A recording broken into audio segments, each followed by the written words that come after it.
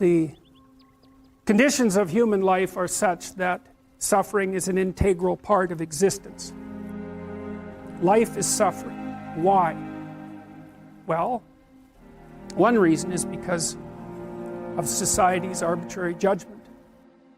Every single one of us has traits and features and quirks and idiosyncrasies that are far from ideal and that are judged by the standards of society as insufficient.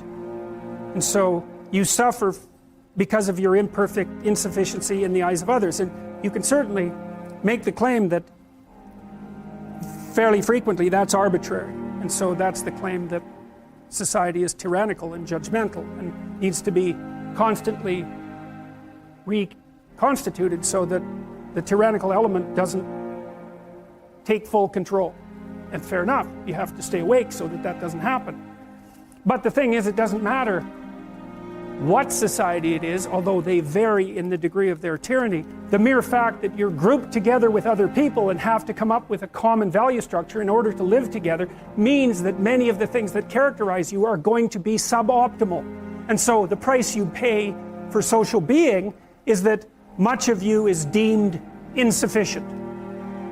Now, hopefully there are various ways that you can be within a society that's sufficiently diverse so that you can find a place where what's good about you in the eyes of others and perhaps in your own eyes can flourish of its own accord, because you don't have to be good at everything. If you can be good at one thing well enough, that might allow you your niche, and hopefully a healthy society allows for that. Certainly societies can become so tyrannical that they don't. The other element of it clearly is the mere fact of the arbitrariness of the natural world.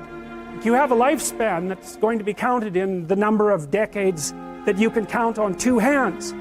And that has nothing to do, technically, with the tyranny of the social structure. Now, you could say, if we got our act together more completely, perhaps you could live longer, and fair enough. But the fact of the limits of your lifespan and the suffering that's necessarily a consequence of that, the death of your parents and the death of most people that you will know before you, means that that part of suffering is an integral part of existence itself. And so that can't be laid at the feet of an insufficient social structure, except insofar as it's tyrannical and blind. It's a condition of existence. And then by the same token, you have your own responsibility for some of your unnecessary suffering, because there's things you could be doing to make your life better and to make life better for other people that you know perfectly well that you're not doing. So there's three reasons why you suffer, and one is, well, look at you and the way you're built. It's inevitable. There's not very much of you and there's a lot of everything else. And so you just don't last that long, and you're fragile across multiple domains, and then you're harshly treated by society, and there's no doubt about that. And then there's responsibility that can be laid at your own feet. The proper pathway through that is to adopt the mode of authentic being. And that is something like refusing to participate in the lie, in deception and the lie, to orient your speech as much as you can towards the truth, and to take responsibility for your own life and perhaps also for the lives of other people. And there's something about that that's meaningful and responsible and noble, but also serves to mitigate the very suffering that produces, say, the nihilism or the flee into the arms of totalitarians to begin with. You need something to shelter you against your own vulnerability. And you can adopt a comprehensive description of reality that's formulated for you by someone else that neatly divides the world into those who are innocent and perhaps innocent victims, and those who are guilty and perhaps the perpetrators of the suffering. But none of that has anything to do with you, and in addition, it's not a reasonable way of assessing the world. The suffering is built in. The existentialist take is, no, that's just how it is. That's just how it is. You don't have to necessarily have done anything wrong for things to get completely out of control. It's a terrifying doctrine, but it's not a hopeless doctrine, because it still says that there's a way forward, there's a pathway forward, and the pathway forward is to adopt a mode of being that has some nobility, so that you can tolerate yourself and perhaps even have some respect for yourself as someone who's capable of standing up in the face of that terrible vulnerability and suffering, and that the pathway forward, as far as the existentialists are concerned, is by, well, certainly by the avoidance of deceit, particularly in language, but also by the adoption of responsibility for the conditions of existence and some attempt on your part to actually rectify them. And the thing that's so interesting about that is, well, too, as far as I'm concerned, and some of this is from clinical experience, you know, if you take people and you expose them voluntarily to things that they are avoiding and are afraid of, you know, that they know they need to overcome in order to meet their goals, their self-defined goals. If you can teach people to stand up in the face of the things they're afraid of, they get stronger. And you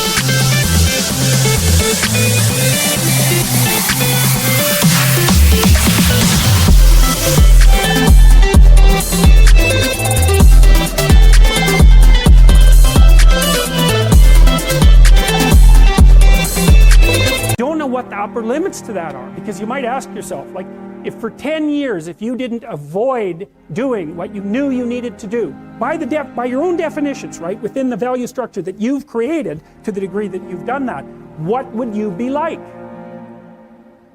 Well, you know, there are remarkable people who come into the world from time to time, and there are people who do find out over decades-long periods what they could be like if they were who they were, if they spoke their being forward.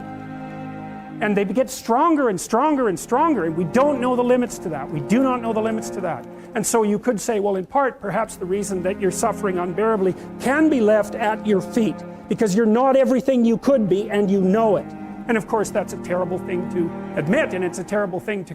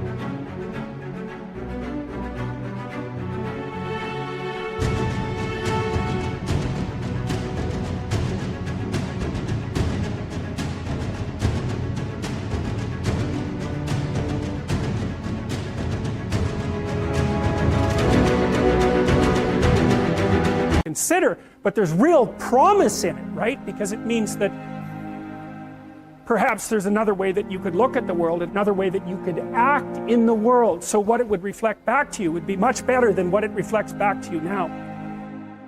And then the second part of that is, well, imagine that many people did that, because we've done a lot as human beings. We've done a lot of remarkable things. I often ask undergraduates how many hours a day you waste, or how many hours a week you waste, and the classic answer is something like 4 to 6 hours a day. You know, inefficient studying, watching things on YouTube that not only do you not want to watch, that you don't even care about, that make you feel horrible about watching after you're done. That's probably 4 hours right there. You know, you think, well, that's 25 hours a week, it's 100 hours a month, that's 2.5 full work weeks, it's half a year of work weeks per year. And if your time is worth $20 an hour, which is a radical underestimate, it's probably more like 50 if you think about it in terms of deferred wages. If you're wasting 20 hours a week, you're wasting $50,000 a year. And you are doing that right now. And it's because you're young, wasting $50,000 a year is a way bigger catastrophe than it would be for me to waste it, because I'm not going to last nearly as long. And so if your life isn't everything it could be, you could ask yourself, well, what would happen if you just stopped wasting the opportunities that are in front of you?